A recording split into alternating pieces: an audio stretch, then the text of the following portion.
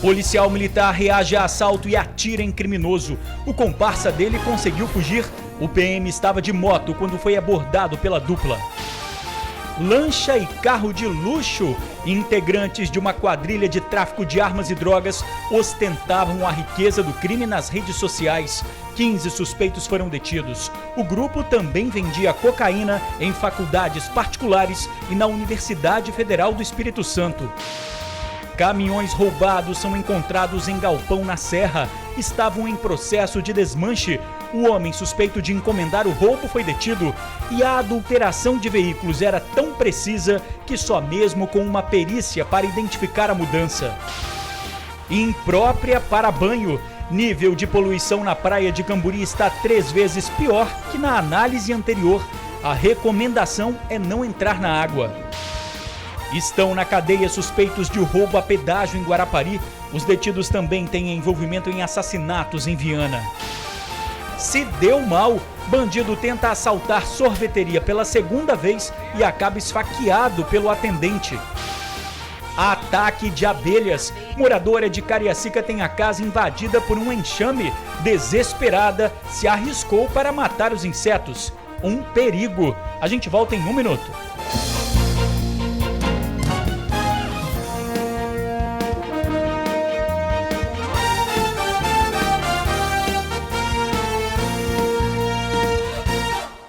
Olá, boa noite. Policial militar reage a assalto e atira em bandidos. Ele passava de moto por uma rua em Cariacica quando os criminosos anunciaram o roubo.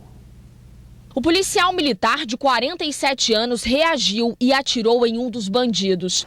O outro conseguiu fugir com a arma usada no crime. Durante a troca de tiros, o cabo também foi atingido. O policial passava de moto aqui pelo bairro Santo Antônio, em Cariacica.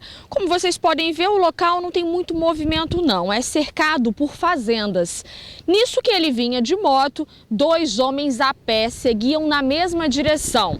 Quando o cabo ficou bem próximo da dupla, os homens já viraram com a arma em punho e anunciaram o assalto. Na hora, o policial manteve a calma e colocou em prática tudo que aprendeu ao longo de 25 anos de profissão. Anunciaram o assalto, eu saltei da moto, ele percebeu um volume na minha cintura e efetuou vários disparos contra mim. Aí eu deitei no chão para diminuir o alvo, né? E identifiquei como polícia e houve troca de tiro. Um dos meliantes foi atingido na perna e o outro evadiu-se. O militar aproveitou a folga para resolver uns problemas pessoais. Ele conta que esta não foi a primeira vez que ficou na condição de vítima. É muita tensão, mas felizmente, dependendo da situação, se deixar o meliante encostar até você é armado, geralmente é tudo ou nada. A gente, infelizmente, tem que partir por tudo ou nada, senão o ladrão identifica a gente como polícia e acaba acontecendo o pior. Este foi o 3º policial que reagiu a um assalto só este mês. Todos os casos aconteceram em Cariacica. O primeiro foi no bairro Campo Grande e o segundo foi em Morada de Santa Fé. Nas 2 situações, os bandidos foram mortos. Desta vez, o assaltante sobreviveu. Gabriel Lima da Silva, de 18 anos, foi baleado na perna. Gabriel foi socorrido e levado para o hospital. Ele está sob escolta policial. Um susto para uma moradora de Vale dos Reis, em Cariacica. A casa dela foi invadida por centenas de abelhas. Desesperada, ela resolveu matar os insetos, o que pode ser bem perigoso. Preste atenção a esse vídeo e ouve aí o barulho que vem de dentro da casa. São abelhas, centenas delas. Ontem à tarde, de uma hora para outra, elas invadiram a casa de Dona Zélia, que mora em Vale dos Reis, Cariacica. Em poucos minutos, elas tomaram conta da residência toda, começando pela cozinha. Aí quando a senhora chegou em casa, então, a janela estava toda coberta de abelhas? Toda coberta, ela estava fechada, desse jeito que eu estou te mostrando. Não, a gente não via o vidro. Ela estava toda coberta de abelha. Aí eu fui lá fora, peguei um pano, enrolei no espeto de churrasco, voltei, vi no meu fogão, acendi meu fogão e fiz aquela fumaça. Consegui abrir a janela lá. Aqui também estava cheio de abelha, né? Também. Toda. Depois, Dona Zélia viu que a sala da casa também estava cheia. As minhas caixas do meu som estavam uma aqui e outra aqui. Elas estavam todas naquela janela, na varanda. Era na casa toda? Toda. Tomou tudo. Pode olhar que o teto está todo até manchado. Ela chamou o corpo de bombeiros, mas não teve jeito. Aí juntou o marido mais o vizinho e tacou inseticida e fumaça nas bichinhas. Nós juntamos com raquete, inseticida e fumaça. E eles disseram que a gente podia ir dormir, que no outro dia eles viriam para poder combater a abelha. Aí eu te pergunto, como que a gente ia dormir no meio daquele tanto de abelha que você viu ali e você ouviu esse vídeo? O resultado é esse monte de abelhas mortas. A quantidade é tão grande que ela teve que varrer todas elas para fora, lá no quintal. Aqui tá, esposo, varrendo, que é muita abelha. Por que as abelhas invadiram a casa? Ninguém sabe ainda. No ano passado, os bombeiros atenderam mais de 1.300 ocorrências desse tipo. Por isso, existem boas orientações. Principalmente no período de calor, onde a abelha ela fica mais alvoroçada, mais arisca, a não se aproximar desses enxames, a buscar não fazer nenhum tipo de ruído, porque o ruído, principalmente se for um ruído agudo, ele aguça a ida da abelha até a pessoa que está fazendo esse som. É interessante se ausentar, se afastar do local, não tentar efetuar nenhuma atitude de extermínio desse inseto, porque muitas pessoas não sabem que são alérgicas e aquelas que já sabem que são alérgicas sabem que qualquer picada de abelha pode levar essa vítima a um quadro de choque anafilático. Pois é, como você viu, o melhor é chamar ajuda. Além dos bombeiros, através do número 193, a pessoa pode buscar também o apoio de um apicultor. Eles têm uma lista de apicultores por região. A dona Zélia disse que ligou para os bombeiros, mas foi orientada a esperar. Naquela situação ficava difícil, né?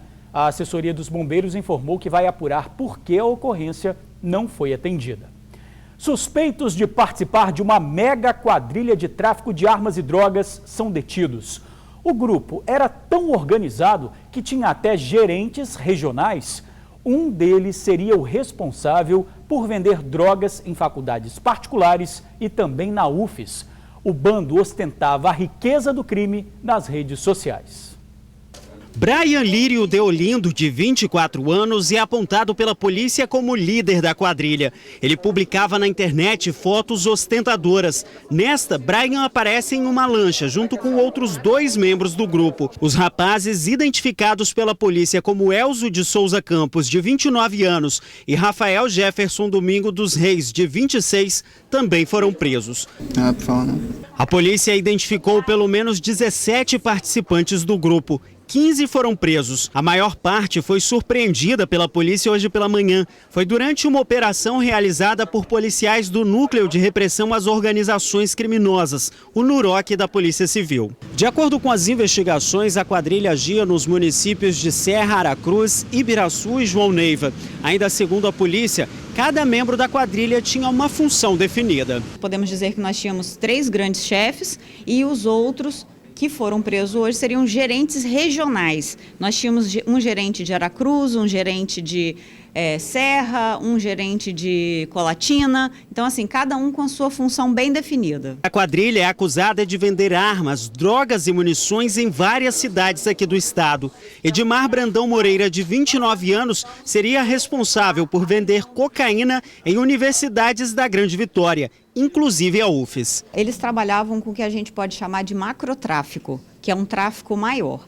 Então, eles recebiam, eles distribuíam grandes quantidades de drogas e armas. Alguns gerentes distribuíam para os vapores, né, que a gente chama de vapores, e essas pessoas vendiam dentro das faculdades, inclusive dentro da Universidade Federal, viciando universitários, jovens e adolescentes, trazendo um imenso prejuízo para a sociedade. Jefferson Christian Oliveira de Souza, de 26 anos, seria o mais violento do bando. A maioria deles tem passagens por tráfico de drogas e porte ilegal de arma. Alguns já foram presos por homicídio e também pelo crime de roubo. Para o secretário de Segurança do Espírito Santo, as prisões têm grande impacto para a redução de homicídios aqui no estado. Significa que nós vamos impactar no tráfico de armas, de drogas, significa que nós vamos ter certamente menos roubos, menos homicídios na região de Aracruz e se expandindo até Linhares. significa que nós estamos articulando uma quadrilha bem organizada, uma organização criminosa, significa que nós estamos no caminho de levar mais tranquilidade para a população capixaba. A polícia ainda tenta localizar outros 3 foragidos: Rocha Oliveira, Giovanni Matos Moura e Igor de Freitas Vieira. A UFES informou que conta com um sistema de segurança 24 horas por dia e tem colaborado com as polícias civil e militar. Qualquer informação para ajudar na investigação é só ligar 181. A recomendação é clara: não entrem na praia de Camburi. A Secretaria de Meio Ambiente da capital fez uma nova análise da água e o índice de poluição está 3 vezes maior que no último teste. O perigo escondido por trás e por dentro do principal cartão postal de Vitória. Quem não tem noção da gravidade entra no mar. Outros preferem nem arriscar. O bairro todo está muito poluído, tem muito pó. Tem coragem de entrar aí? Menino, teve umas 2 semanas atrás que eu estava entrando, eu achei mais...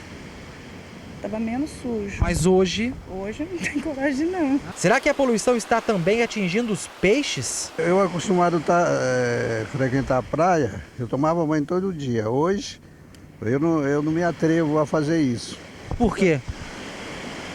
Pelo que foi noticiado na mídia, que está bastante poluída as praias de Vitória, né?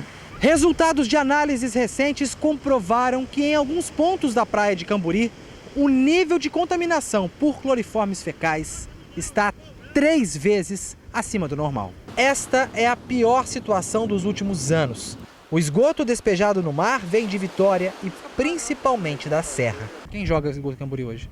A cidade de Vitória, que não tem todo o tratamento das suas residências ligadas à rede Cesan, tem responsabilidade da Cesan. A estação de bombeamento de Maruípe e a estação de bombeamento da Saturnino de Brito, na Praia do Canto, o ano passado nós notificamos a Cesan que havia lançamento de esgoto à rede de drenagem daquela região. O esgoto da Serra vem para cá também? O município da Serra contribui muito, porque o bairro que mais joga esgoto em Camburi hoje, individualmente, é o bairro de Jardim Carapina. Isso não é para poder implicar com ninguém, é para chamar todos nós à responsabilidade. Nós precisamos nos juntar, nos unir, para que a gente possa construir as condições para transformar o mar de Camburi próprio para todos. A recomendação é clara: evite o banho de mar em Camburi. A recomendação é para que as pessoas tenham consciência de que o problema que é ambiental passa a ser agora também um problema de saúde pública, porque o nível de coliforme fecal alterado pode gerar problemas de doenças gastrointestinais para as pessoas, de problemas de doenças epiteliais, alergias, até mesmo de problemas respiratórios.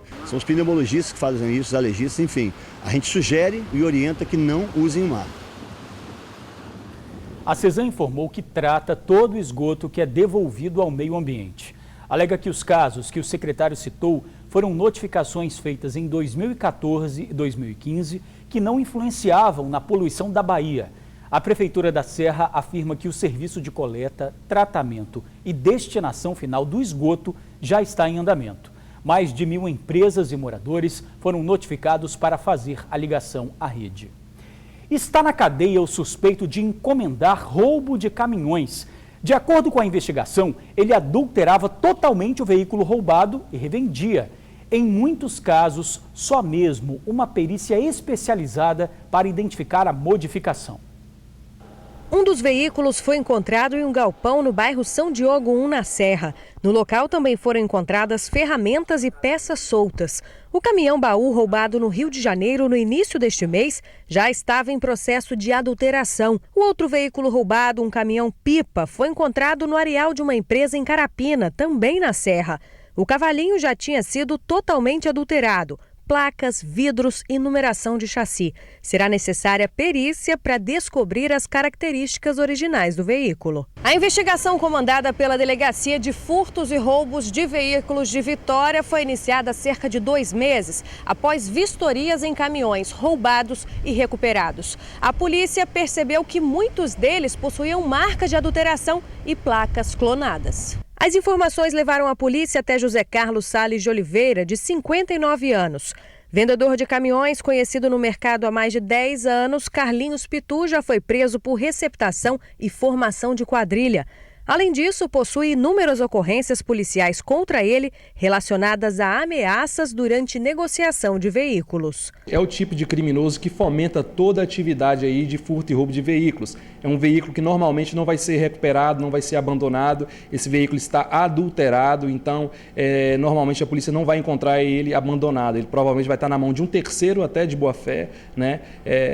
E poderá não ser achado. De acordo com as investigações, Carlinhos Pitu receptava e encomendava o roubo de caminhões. Posteriormente, providenciava a descaracterização dos sinais identificadores e a venda dos veículos. Ele recebia esse caminhão, ou encomendado ou não, procurava um caminhão de mesmas características, né, e reproduzia aí as características do caminhão bom neste caminhão roubado para dar uma aparência lícita e revender no mercado. São tipos de adulterações que a olho nu o cidadão comum ou uma blitz comum não consegue identificar a adulteração. Precisa, alguns deles, até de uma perícia metalográfica no veículo para poder aflorar aí realmente a sua identidade original. Com o criminoso também foram encontradas placas e documentação que haviam sido encomendados a despachantes. A polícia apura agora a atuação desses profissionais e a possível participação deles no esquema. Os clientes de Carlinhos Pitu também serão investigados.